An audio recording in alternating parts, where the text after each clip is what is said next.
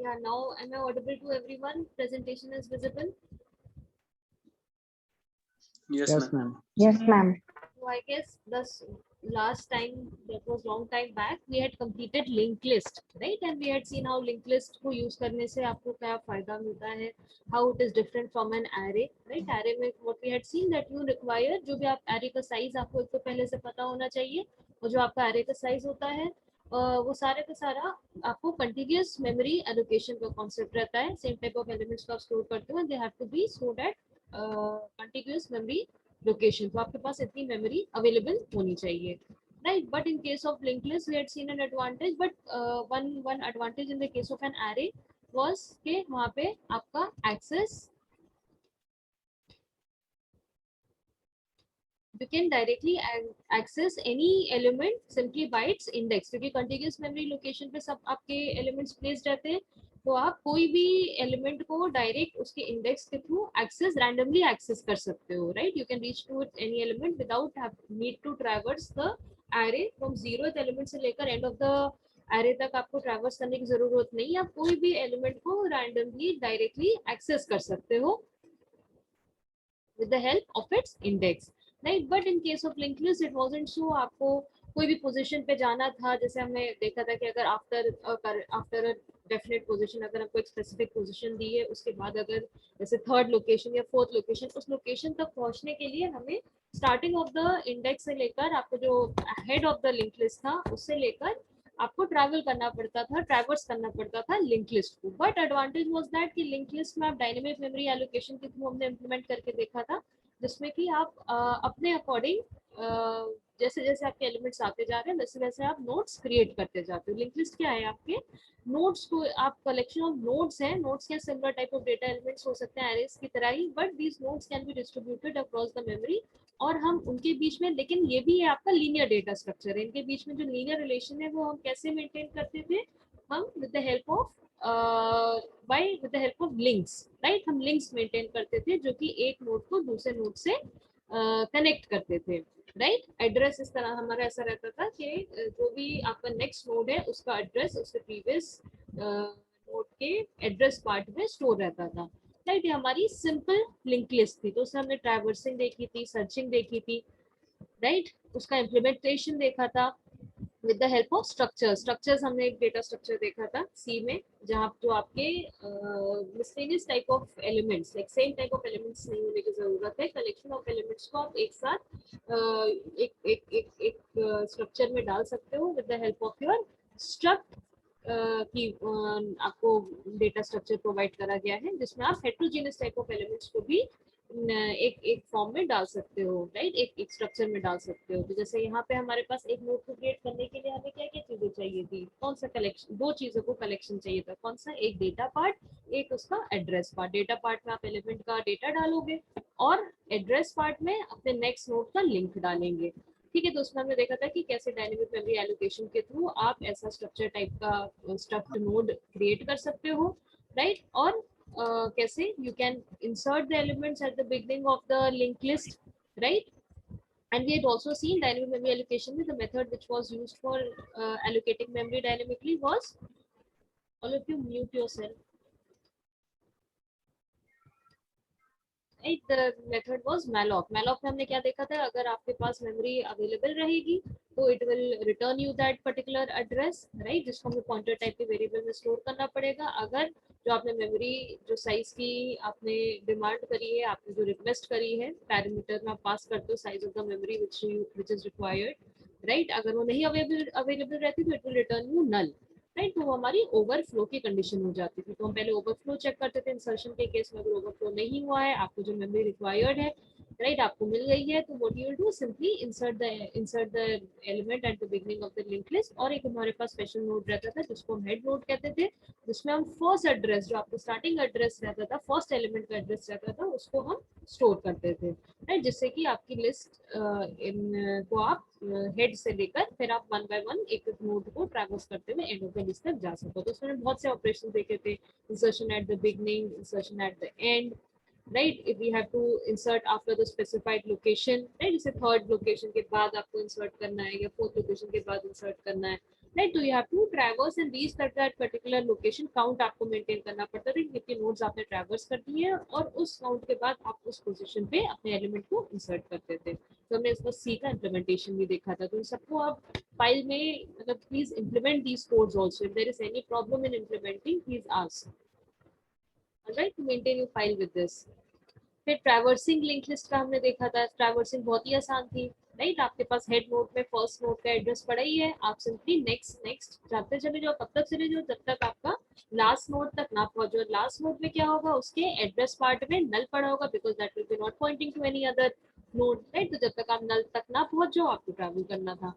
फिर हम ट्रैवर्सिंग हो गया, इंसर्शन हो गया, फिर डिलीशन था। डिलीशन भी आप स्टार्टिंग बिगनिंग में कर सकते हो, एंड में कर सकते हो, किसी स्पेसिफाइड लोकेशन में कर सकते हो, राइट। इसका भी हमने एल्गोरिथम देखी थी, and we have also seen its implementation, right. How we can delete an element from beginning of the list link list, from the end of the link list.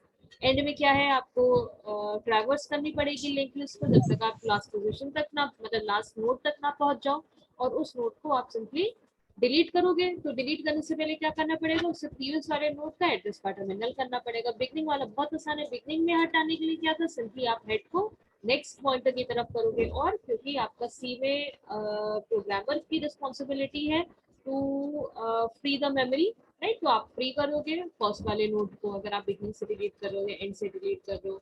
then we'd also seen how it can delete from after specified position। फिर हमने sorting देखी थी, right. Sorting थोड़ा सा मतलब discussion करना था, उसको हमने उस टाइम काफी डिटेल में देखा था, तो उसको एक बार रिवाइज करेगा, how sorting in link list is going to occur, right. Because आप करंट नोड, एक नोड को पकड़ते थे, फर्स्ट नोड को लेते थे और उसको सारे एलिमेंट से कंपेयर करते थे, उस नोड से सबसे अगर कोई स्मॉलर एलिमेंट मिलता था तो उसको हम फर्स्ट, आपके फर्स्ट पोजीशन पे ले आते थे, राइट। तो इस तरह से आपका स्मॉलेस्ट एलिमेंट हर बार, जो भी रिमेनिंग ऑफ द लिस्ट में स्मॉलेस्ट एलिमेंट होगा वो हमेशा फर्स्ट नोड पे आता जाएगा, ठीक है, मतलब कि एक्चुअल पोजीशन पे आता जाएगा, ठीक है। तो हमेशा क्या करते हैं, फर्स्ट एक इंडेक्स आपका करंट इंडेक्स है, अपने करंट इंडेक्स को मतलब करंट को, आपका करंट पोजीशन का जो नोड है उसको कंपेयर करा बाकी लिस्ट के हर एक एलिमेंट से, with the help of your index variable, right. आप इंडेक्स वेरिएबल को बढ़ाते जाते थे, कंपेयर करते जाते थे करंट वाले से, और अगर आपका करंट वाला कहीं पे भी इंडेक्स से ग्रेटर होता था तो जो smaller element of the list है वो आपके फर्स्ट पोजीशन पे आ जाता था, ठीक है। इस तरह से एक एक इटरेशन के बाद जो सबसे स्मॉलेस्ट एलिमेंट है वो आपके फर्स्ट पोजीशन पे आ जाएगा, सेकेंड इटरेशन के बाद सेकेंड लार्जेस्ट जो एलिमेंट होगा वो आपके सेकेंड पोजीशन पर आ जाएगा। इस तरह से हम सॉर्टिंग हमने लिंक लिस्ट में देखी थी। फिर आपको असाइनमेंट दिया था कि आप किसी भी एलिमेंट को, कोई भी एलिमेंट अगर आपको दिया है तो आप उसको लिंक लिस्ट में कैसे सर्च कर सकते हो, right. Then I asked you, इसको A4 शीट में बना के भेजिएगा मुझे, दो लिंक लिस्ट को कॉन्कैटिनेट कैसे कर सकते हैं। बहुत ही सिंपल था कॉन्कैटिनेशन। रिवर्सिंग मैंने कहा था थोड़ा सा आप देखिएगा, ट्राई करिएगा, अगर ना समझ में आए तब पूछिएगा। रिवर्सिंग का थोड़ा सा हमें एक थर्ड नोट भी इंक्लूड करना पड़ता है, क्योंकि जिससे कि हमारा रिमेनिंग ऑफ द लिस्ट कहीं पे लॉस ना हो जाए, राइट। तो हमें थर्ड थर्ड टेम्परेरी नोट भी रखना पड़ता था टू मेंटेन, जब हम रिवर्स कर रहे हैं तो हम maintain the remaining of the list का भी हम लॉस ना हो जाए हमारी लिस्ट। तो इसकी वजह से हमें थोड़े से तीन तीन नोट्स का खेल होता था, तो उसको थोड़ा सा देखिएगा रिवर्सिंग ऑफ लिंक लिस्ट को। तो ये सब ऑपरेशंस हमने बहुत डिटेल में सिंगल लिंक लिस्ट में देखी थी। फिर हमने टाइप्स ऑफ लिंक लिस्ट देखी थी, आपकी डबली लिंक लिस्ट थी, सर्कुलर लिंक लिस्ट थी, और एक छोटी सी लिंक लिस्ट थी हेडर लिंक लिस्ट, जिसमें कुछ अलग नहीं था, बस इतना था कि हेडर नोड में आप एक स्पेशल नोड बनाते हो, हेडर नोड, जो कि ग्लोबल इन्फॉर्मेशन कैरी करती है आपके पूरी लिंक लिस्ट के बारे में। ग्लोबल इन्फॉर्मेशन कुछ भी हो सकती है, it can store number of elements in the list, right. और या उसके हेडर लिंक लिस्ट एप्लीकेशन हमने क्या देखा था, पॉलिनोमियल रिप्रेजेंटेशन, पॉलिनोमियल्स को रिप्रेजेंट करने के लिए, उनके कैलकुलेशंस करने के लिए हम कैसे हेडर लिंक लिस्ट का यूज कर सकते हैं, जहाँ पे आपका जो जीरो पॉलिनोमियल है उसको हम हेडर वाले में डाल सकते हैं, राइट। उसके अलावा we had seen working in detail of doubly link list. Doubly link list में क्या होता था, आपके आपका हर हर एक नोड अपने प्रीवियस वाले नोड से भी कनेक्टेड रहता था। अभी तक सिंगली लिंक्ड लिंक लिस्ट में क्या था कि सिंपली आपका प्रीवियस नोड नेक्स्ट नोड के एड्रेस को स्टोर करता है। डब्ल्यू में क्या रहता था कि आपका एक नोड के दो एड्रेस पार्ट रहते थे, राइट। एक एड्रेस पार्ट प्रीवियस नोड को के लिंक से कनेक्टेड रहता था, और नेक्स्ट नोड एक नेक्स्ट एड्रेस पार्ट रहता था जो कि नेक्स्ट नोड का एड्रेस स्टोर करता था, राइट। तो हमें सेम ऑपरेशन से जिसने सिंगली लिंक लिस्ट को इम्प्लीमेंट कर लिया वो डब्ल्यू को भी कर लिया, तो बस यहाँ पे हमारे नंबर ऑफ स्टेप्स एक आध बढ़ जाते थे कि हमें अब ध्यान रखना पड़ता था कि हम प्रीवियस वाले नोड के एड्रेस वाले को भी अपडेट करते जा रहे हैं। हमने इसमें इंसर्शन देखा था, काफी डिटेल में डिस्कशन करा था, insertion at beginning, insertion at end, deletion at starting, deletion at end, right. फिर हमने सर्कुलर लिंक लिस्ट देखी थी, इसमें भी हमने इंसर्शन डिलीशन देखे थे, various operations there, right. Circular link list में क्या क्या था हमारे पास?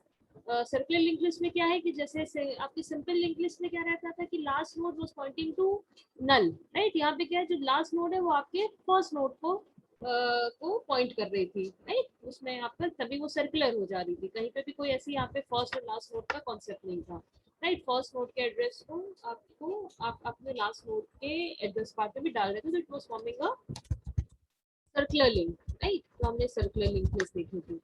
So I think we had completed arrays, we had completed linked list, we had completed the basic asymptotic notation, algorithm क्या होती है, ये सारी चीजें क्या होती है। Now we will move towards your next data structure, which is your stack, right? So please implement this code, and if there is any problem, please discuss.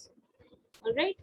तो आज हम अपना next linear data structure discuss करेंगे, which is stack.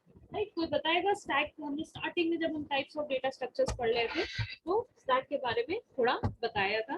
कोई बताएगा stack का क्या रहता है कॉन्सेप्ट? कुछ आपको ध्यान हो? Ma'am last in first out. First out, हाँ very good. Last in first out रहता है। लास्ट इन फर्स्ट आउट का मतलब क्या हो गया, जो भी एलिमेंट आपने लास्ट में इंसर्ट करा है वो सबसे पहले आपका आप उसको एक्सेस कर सकते हो, उसको चाहे आप रिमूव कर दो, चाहे आप उसको एडिशन करो, डिलीशन करो, that is always going to happen from the end, from one side, right. तो योर इसमें आपके स्टैक डेटा स्ट्रक्चर की एक कंस्ट्रेंट क्या है, एक रिस्ट्रिक्शन क्या है? जो भी आपका ऑपरेशंस होते हैं, चाहे आप इंसर्शन करिए चाहे डिलीशन करिए, ये सिर्फ एक एंड पे होते हैं, जिसको हम क्या बोलते हैं, टॉप ऑफ द स्टैक बोलते हैं, राइट। ये सब क्या है, ये सब आपके लीनियर डेटा स्ट्रक्चर्स ही हैं, राइट। इनको इम्प्लीमेंट करने के तो आपके कई तरीके हैं, आप चाहे इसको एरे के थ्रू करो, चाहे इसको लिंक लिस्ट के थ्रू करो, बट कॉन्सेप्चुअली आपका क्या रहता है कि यहाँ पर आपका एक रिस्ट्रिक्शन है। क्या रिस्ट्रिक्शन है? जो भी इंसर्शन एडिशन होगा वो सिर्फ आपके एक ही एंड पे रहेगा, वो आपको क्या रहता है, आपका टॉप ऑफ द स्टैक रहता है। जैसे हमने उस टाइम भी एग्जांपल बताया था, आपके पास स्टैक ऑफ बुक्स है, या आपके पास स्टैक ऑफ कॉइन्स है, या आपके पास एक कंप्यूटर का स्टैक है, राइट। तो हमारे पास क्या रहता है कि आप क्या करते हो, एक बुक रखते हैं, उसके ऊपर दूसरी बुक रखते हैं, उसके ऊपर हमेशा टॉप पे रखते जाते हो। जब बुक हटाएंगे भी तो आप बॉटम से बुक को नहीं हटा सकते हो, आप क्या करोगे, हमेशा टॉप से उस एलिमेंट को या आप हटाओगे, राइट। तो insertion deletions all are happening at one end which is called your top, right. तो ये आपका last in first out data structure रहता है। इसमें हमारे मेन जो ऑपरेशंस रहते हैं, राइट, वो हमारे रहते हैं पुश एंड पॉप। पुश का मतलब क्या हो गया, इंसर्शन। पॉप का मतलब क्या हो गया, आप कोई भी एलिमेंट को रिमूव कर रहे हो, हटा रहे हो from the top of the stack, right. And it will what it will do, it will return the data. जहां पे भी आप पॉप ऑपरेशन को कॉल करोगे वो आपके जो भी element top of the stack पे होगा उसको रिटर्न कर देगा।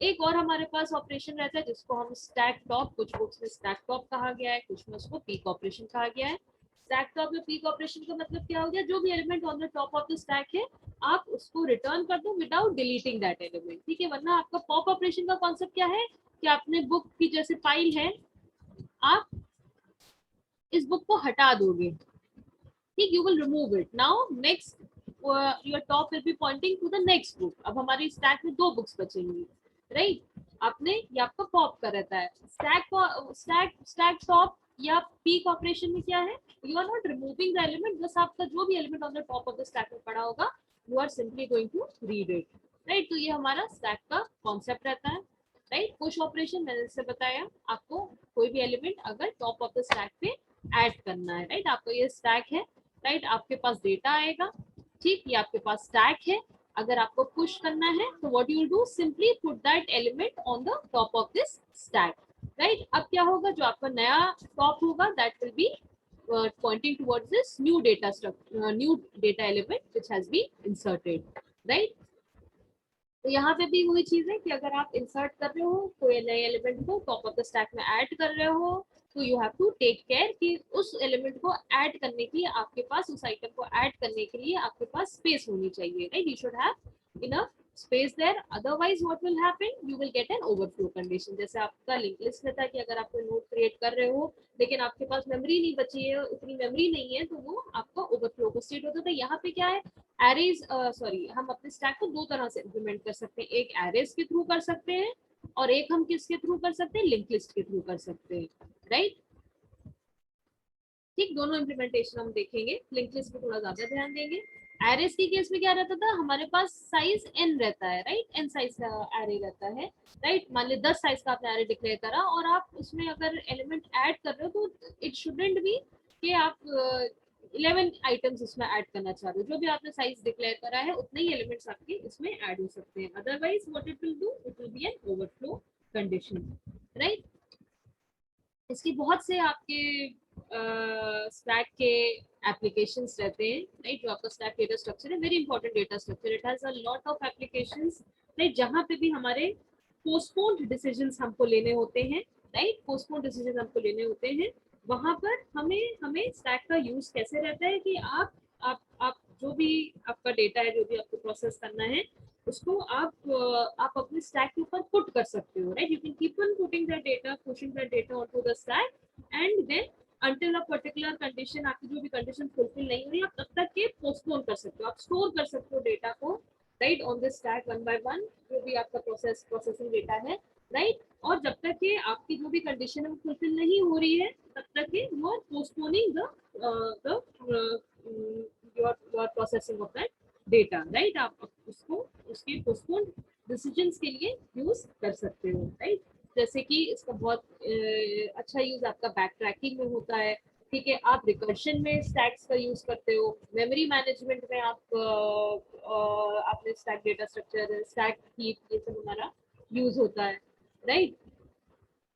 जैसे बैक ट्रैकिंग की अगर बात करी जाए, मान लीजिए बैक ट्रैकिंग का मतलब क्या हो गया कि जैसे एक मेज है, right, you have a number of options to go through that maze, right. But अगर आप कहीं पे स्टक हो गए तो you should have an option of coming back, right. तो कमिंग बैक करने के लिए हमारे पास क्या होना चाहिए, वो डेटा कहीं ना कहीं आपके पास स्टोर होना चाहिए, right. They have a lot of operation back tracking and graphs and all, right. तो वी पुश, जितने जितने जो भी एलिमेंट्स को हम पास करते जा रहे हैं उनको हम स्टैक में डालते जाते हैं, जिससे कि अगर हमारी जो भी कंडीशन जब कहीं पे जो भी हमारी कंडीशन है उसके अकॉर्डिंग अगर हमें वापस आना पड़े तो हमारे पास वो सारा डेटा कहीं ना कहीं स्टोर होना चाहिए। अभी हम उनकी एप्लीकेशंस को डिटेल में देखेंगे, राइट, तो और आपको समझ में आएगा। But first you should know what you mean by the basic operation on the stack which are push, then it is pop, right. Pop operation का हमारे पास क्या मतलब रहता है कि जो भी एलिमेंट आपके टॉप ऑफ द स्टैक में है वो आप रिटर्न करो, ठीक। जैसे हमारे पास ये स्टैक है, राइट, इसमें हमारे पास 3 एलिमेंट्स हैं, जब इसके ऊपर हम पॉप ऑपरेशन परफॉर्म करेंगे तो it will return us the data,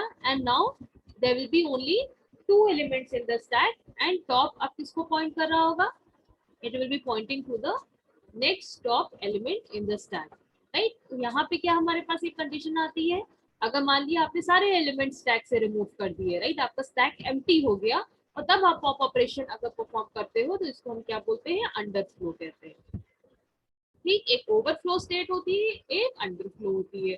overflow का मतलब क्या हो गया कि आपके पास उतना आप, और जितना आपके पास रूम नहीं है उससे ज्यादा आप एलिमेंट को अगर स्टैक में डालना चाहते हो तो आपको ओवरफ्लो हो जाता है। अगर आप पॉप ऑपरेशन परफॉर्म कर रहे हो और आपकी स्टैक में कोई एलिमेंट बचा नहीं है, आप और एलिमेंट को रिमूव करना चाहते हो तो आपका अंडरफ्लो स्टेट आ जाती है, ठीक।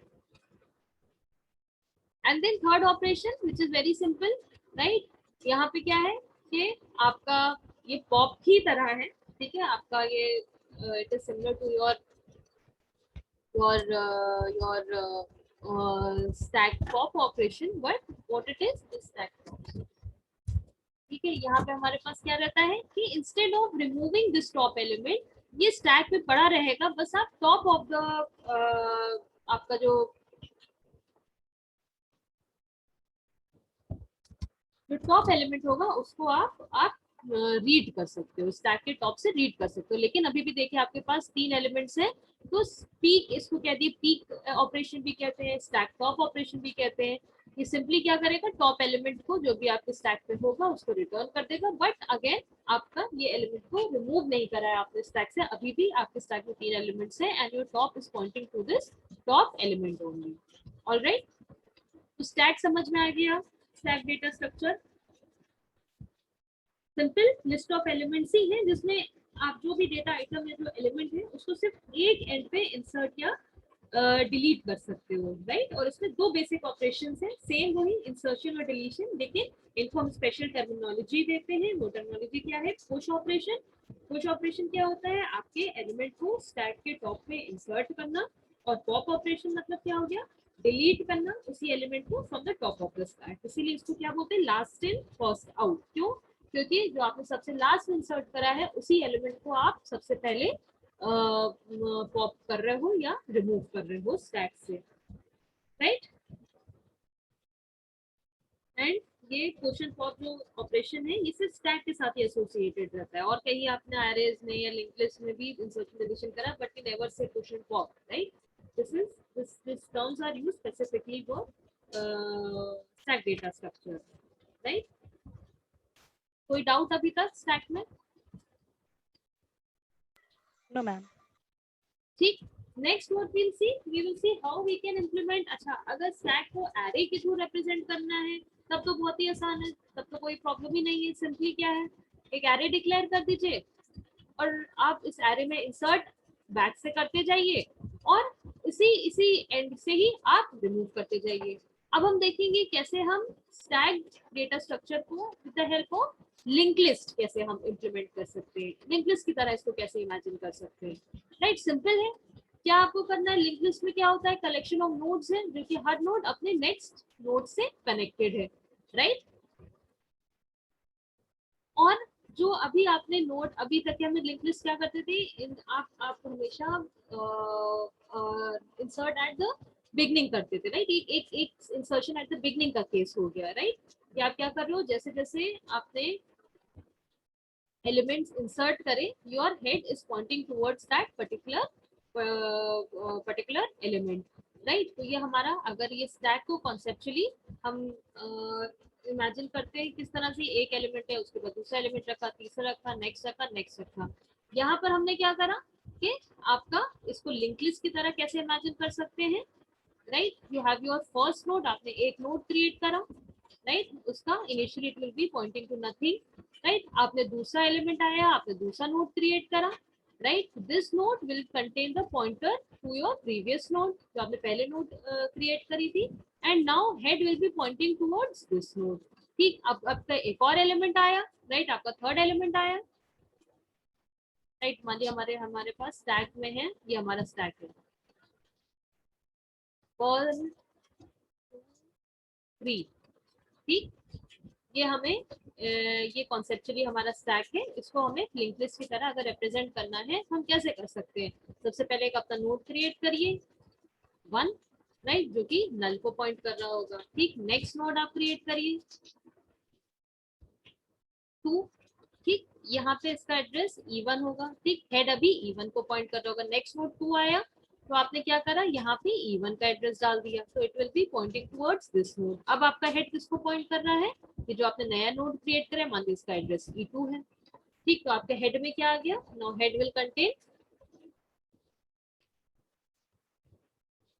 टॉप ऑफ द हेड के लिए, या टॉप ऑफ द स्टैक में क्या कंटेन होगा, E2 कंटेन होगा, ठीक। अब आपका तीसरा एलिमेंट आया, अब इसको आपको पुश करना है स्टैक के ऊपर, तो एक और नोड क्रिएट कर दीजिए, इसका डेटा वैल्यू क्या हो जाएगी, 3 हो जाएगी। मान लीजिए इसका एड्रेस E3 पे आपने इसको क्रिएट करा, ठीक। इसमें आप क्या करोगे, इसके एड्रेस पार्ट में सेकेंड नोड यानी E2 का एड्रेस डाल दोगे, E2 का, तो ये अब E2 को पॉइंट करेगी, और हेड को अपडेट कैसे कर दोगे, E3 से, तो now head will be pointing towards this node.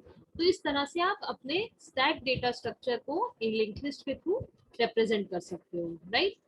दूसरा हमारे पास, is it clear, link list के थ्रू हम कैसे स्टैक डेटा स्ट्रक्चर को रिप्रेजेंट कर सकते हैं, is it clear class? Yes ma'am. Alright, ठीक। फिर अब हम स्टैक के बेसिक ऑपरेशन स्टार्ट करते हैं। ठीक, सबसे पहले हमारे पास कौन सा ऑपरेशन है? हमने पुश ऑपरेशन देखा था। पुश का मतलब क्या हो गया? Simply inserting the node at the top of the element, right, sorry, at the top of the stack. ठीक, सबसे सिंपलेस्ट इम्प्लीमेंटेशन क्या होगा इसका? Through the array. जिसमें बताया आप स्टैक को एरे की तरह भी इम्प्लीमेंट कर सकते हो, लिंक लिस्ट की तरह भी इम्प्लीमेंट कर सकते हो। ठीक, पहले हम पुश ऑपरेशन को with the help of arrays देखेंगे। ठीक, एरे मान लीजिए हमारा स्टैक क्या है, यहाँ पे सिंपल अगर एरे के थ्रू आप स्टैक को रिप्रेजेंट करो तो सिंपल एक एरे डिक्लेयर कर दिया। मान लीजिए इस एरे को हमने क्या नाम दे दिया? स्टैक नाम दे दिया। ठीक, और मैक्सिमम साइज इस एरे का कितना है? 100। यानी ये स्टैक अगर आप 100 से ऊपर एलिमेंट, एक भी एलिमेंट बढ़ा के इंसर्ट करना चाहोगे तो क्या होगा? ओवरफ्लो हो जाएगा। 100 से ज्यादा इस स्टैक में एलिमेंट्स नहीं हो सकते हैं। ठीक, फिर हमारे पास एक टॉप रहता है, राइट। टॉप क्या होता है आपका? Top will be pointing towards your first, your जो भी आपके टॉप ऑफ द स्टैक का एलिमेंट होगा, यानी जो लास्ट इन आपने करा होगा उसको पॉइंट कर रहा होगा। ठीक, तो इनिशियली अगर आपके पास मान लीजिए 100 साइज का या 5 साइज का मान के चलिए एक आपने एरे डिक्लेयर करा जिसका साइज, जिसका नाम क्या है? स्टैक है। ठीक, हमने पहले आपका ये 0 इंडेक्स है, ये 1 इंडेक्स है, ये 2 इंडेक्स है, ये 3 इंडेक्स है, ये 4 इंडेक्स है।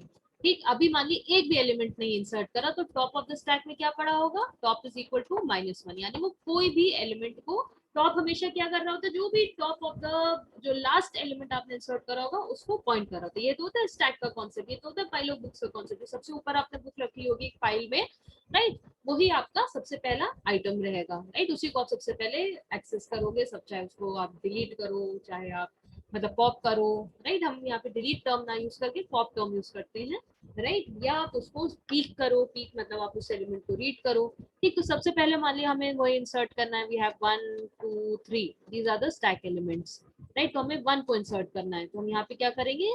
आपके 0 इंडेक्स पे क्या डालेंगे? 1 डालेंगे, राइट।